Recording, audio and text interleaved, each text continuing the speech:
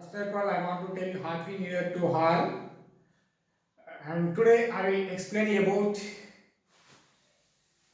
what is called virtual functions in C++. It is very important concept in C++. Or else, which is also called as what? Runtime polymorphism. Or else, late binding, dynamic binding, all are having the same meaning. Sometimes the interview will ask what is runtime polymorphism, what is virtual function, what is late binding, what is dynamic binding, okay, which are all runtime polymorphisms. Here, the virtual function importance is to achieve the runtime polymorphism. In case of how to achieve the compile time polymorphism by using the function overloading and operator overloading concept, which are used to implement compile time polymorphism. Here, how to implement the runtime polymorphism by using virtual functions. You look at those statements. The virtual functions are used to achieve or else implement the runtime polymorphism. But what is the importance of the virtual function is the virtual function informs the compiler what is tell to the compiler to delay the binding until program is run. Delay the binding, late binding. Okay, virtual function is used to delay the binding until program is run. If the binding occurs at the compile time, that is called as the compile time polymorphism. Binding occurs during the runtime, that is called as the what? Runtime polymorphism. Here, but how do you implement the runtime polymorphism? How the compiler knows? Then, when you use the virtual functions, which informs the compiler to delay the binding until program is run. Whenever you use the virtual function, then at that time which informs the compiler don't binding at compile time, the binding can occurs at the runtime.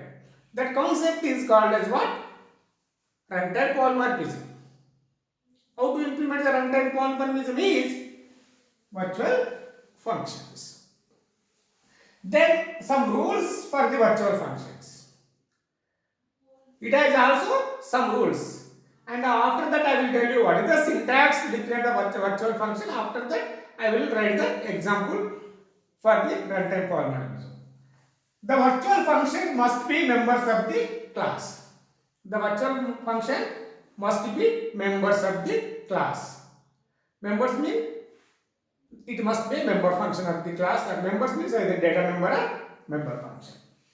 Here virtual functions can't be declared as a static members.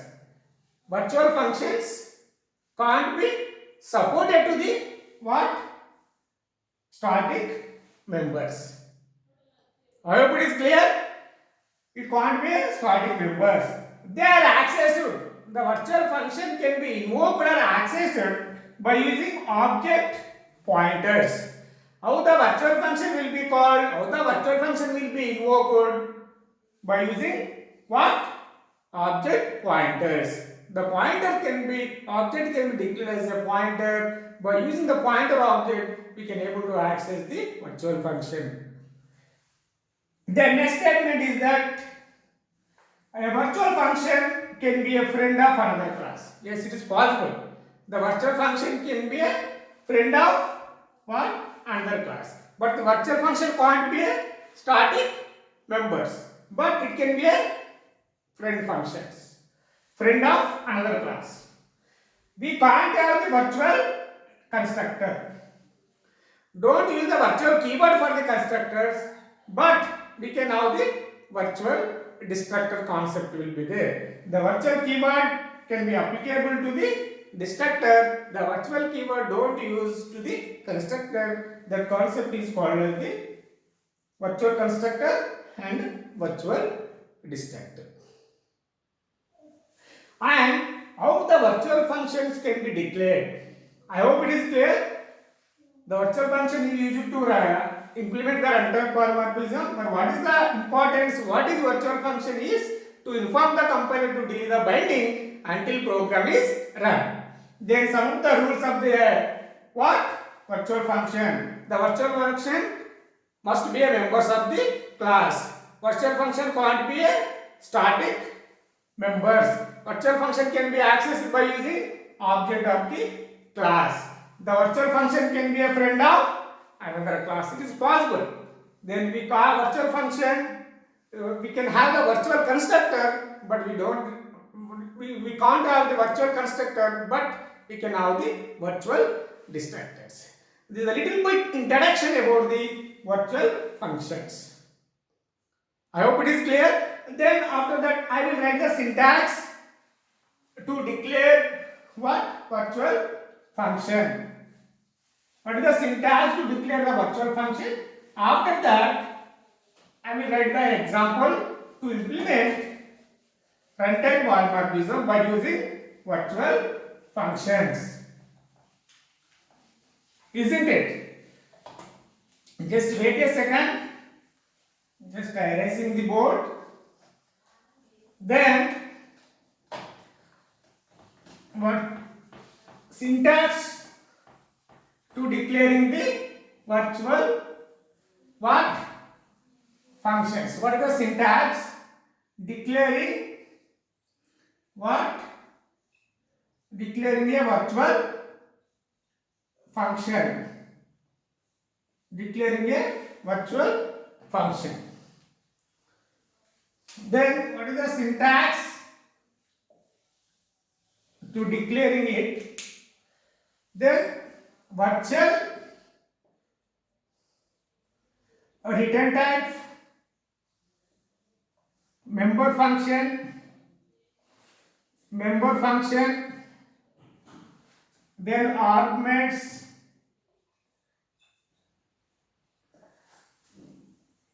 then what is called body, members of the body of the function, body of the function. Here nothing will be there, return type. Before that you do not return type, member function, arguments or declaration. Simply here at the time of declaring the virtual function I defining, or else this is an virtual, here virtual return type, member function followed by the argument. That is the declaration. If you want to define inside the class or outside the class, is choice is yours. The virtual function can be defined inside the class or outside the class, isn't it? Then here the syntax for virtual function to define inside the class.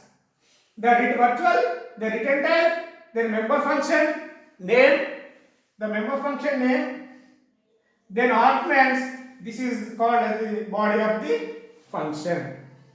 Here another thing I want to tell you, the virtual function must be declared in the base class. Don't declare in the derived class. The base virtual function must be declared in the base class. Isn't it? Here virtual function, where you declare the virtual function?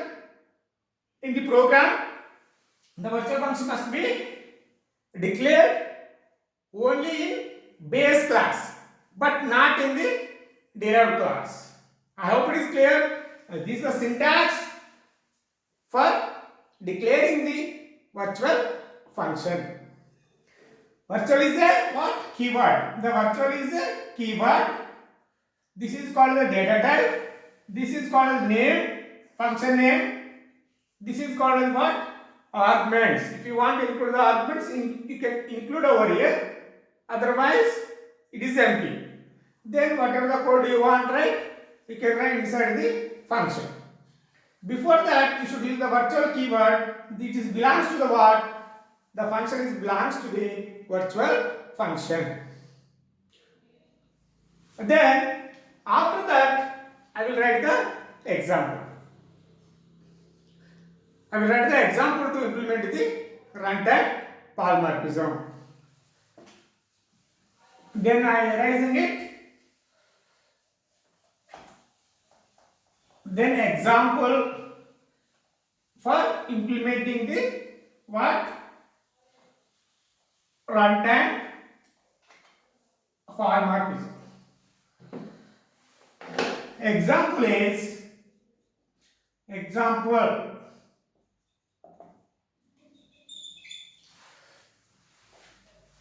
Look at very carefully the class. What is called base class base. Then I want to use white display. Then see out base class base display. Then endl. Then close. Then I want to use virtual function show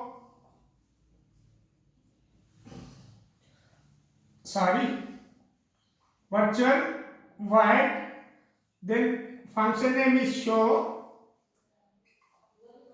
Then what is inside the function? I want to write cout base show function. Then endl. Here it is closed. The class will be closed. In the base class itself, whenever you declare in the base class which has public, otherwise it will be displayed error. Then void display, it is a member function. Inside the member function I return the one statement base display. This is the message. Then after that another function, this is declared as what? Virtual function. This is called what? Virtual function. Because the function can be declared as a virtual keyword, the function is called as virtual function. What is the syntax I written over there? Virtual return type, then function name, followed by the arguments, then body of the function. By using that syntax, I declared the virtual functions. The virtual is a keyword, then virtual void show. This is called as what? Virtual function. Inside the virtual function, I return some statement, the base show. Then base class as ended over here. Then after that, then I want to write the derived class. The class derived class name is derived public base. These functions are redefined in the derived class. That concept is called what? Function overriding. Whatever the function is declared in the base class, the same function you should redefine in the derived class. The concept is called as what? Function overriding. Here public, here also public, void display. Simple example I will write. What is here? Then see out what? Derived display. Because here previously what I written? Base display for identifying the output. Then here endl, then void show. Then see out derived show. Then endl stands for what? End line. The next output should be displayed in the new line. That is called as the endl. Here close. Here class will be closed. Please observe carefully. Here display does not declare as a virtual function. It is redefined in the derived class, but implementation is different. The base display statement in the display function in the base class, the derived display in the display function of the derived class. This belongs to the base class, this belongs to the derived class. Here the show function is declared as a virtual. If your keyword, if you are using the virtual keyword, what will do? Which informs the compiler to delay the binding until program is. Here the binding occurs during the compile time for the display function. The binding occurs during the runtime for the show function. How it is possible, I will show you. Then after that, void main function. Then here virtual keyword used for the only base class. Don't use in the derived class. Please listen carefully. Then I create the pointer object for the what? Pointer. Here pointer object can be declared for what? Base class. Then base B and derived D. Here B object is created for the base class, D object is created for the derived class. Then B equal pointer equal address of B. Then after that, then continues here. Then pointer what is called display pointer show. Okay, now for the same pointer equal address of D. Now derived class pointer is pointed to the what? Derived class object. Previously pointer is pointed to the what? Base class object. I hope it is clear. Then the pointer display, then pointer show.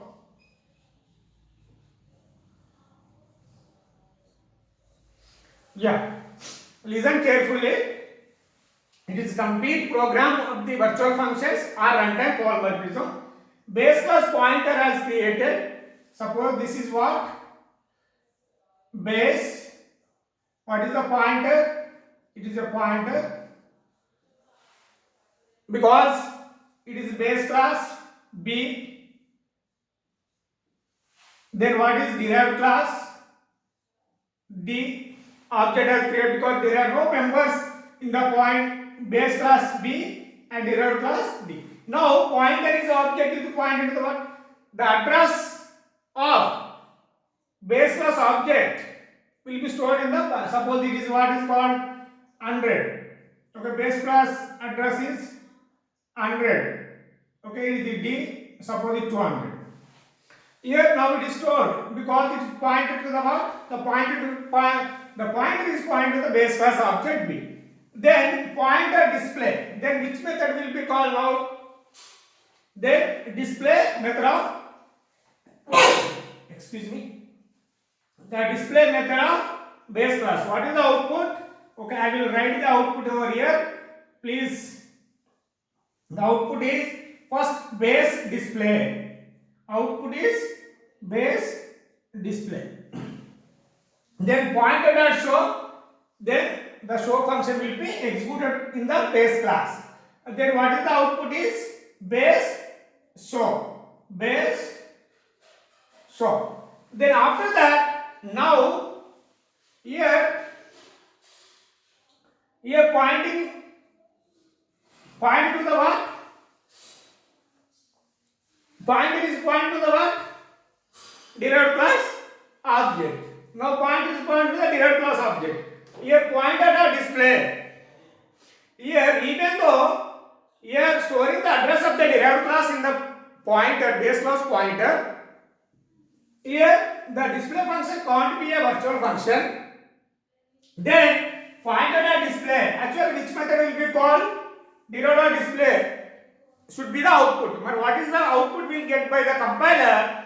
Then here the base display will be displayed. How? Because even though your pointer is pointed at derived class object, here the function is binding occurs. For this function, binding occurs during the what? Compile time, not at the runtime. Binding wave here, that concept early binding. That is also called as what? Static binding. Here it is not a virtual function. But here, even though you are calling the display of derived class, but the compiler will call the what? Display of base class. Here, base colon display. What is the equivalent statement of here? Here I will write here base, even though you are calling the derived class member function using the pointer, even which will call only display function in the base class. Why? Because the pointer object is created for the base class. The function can bound with an object during the compile time. During the compile time, what is the output we got? What is the output actually we should be displayed? The derived display. What is the output will be displayed by the compiler? Then base display. Base display. Then after that, you are calling the show method. The show method belongs to the virtual function. The compiler delay the binding until program is run. Not binding occurs during the compile time. Binding can't be occur during the compile time. Binding occurs during the runtime by using the virtual function. Now what is the output? The show method of the derived class will be executed. Then what is here? Derived show, because derived show. Okay, if you use virtual for this one, here what is the output? Instead of derived display, here that is not virtual function. That's why the base class member function will be called by the compiler. But show belongs to the virtual function. At that time, delay the binding until program is run. Inform the compiler to delay the binding. How to delay the binding? To delay the binding using virtual function concept. That's why whenever you use the virtual function, now what is p pointer to show? You are calling the show method by using the pointer object. At that time, derived show method will be executed. Because why? The binding occurred during the runtime. Whenever the binding occurred during the compile time, that is called as what? Static binding. It does not use the virtual function. It is binding occurs what? Compile time. That's why what is the output? Then base display method will be executed, not the derived class member function. That concept is called as what? Runtime polymorphism, or else which is also called as the virtual functions. What is the importance of the virtual function is to implement the runtime polymorphism. But what is the duty of the virtual function is to delay the binding until program is run. If binding can't be occur during the compile time, binding can occur during the runtime when you will use virtual function concept. I hope it is clear to everyone. If you clear this concept is called as virtual functions or else runtime polymorphism. If you remove this statement, virtual keyword, it is belongs to the what? Static binding or else compile time polymorphism example. Okay, whenever you implement the virtual keyword, that is belongs to the runtime polymorphism or else virtual functions. Okay, if it is not clear, if you have any doubt regarding this example or concept, please post your query in comment box window. Then thank you for watching my video. If you not subscribed my channel, please subscribe it. Thank you.